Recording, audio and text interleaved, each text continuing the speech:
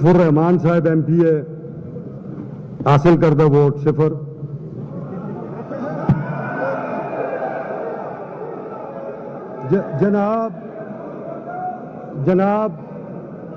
जनाब सरदार शाहजहां यूसुफ साहब MPA, हासिल करदा वोट 0।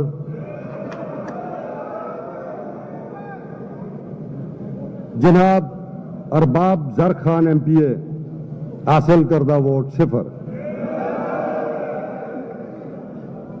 इस ईवान के 3 मेंबरान मुल्क से बाहर हैं। एक जनाब आसिफ मसूद साहब, अहमद कुंडी साहब और जलाल खान, जो कि CPA कॉन्फ्रेंस के लिए असेंबली की नुमाइंदगी करने के लिए जो है वो बारबाडूस में है। जनाब मोहम्मद सुहेल आफरीदी साहब MPA PK 70 PK 70 की हासिल करदा वोटों की तादाद है 90।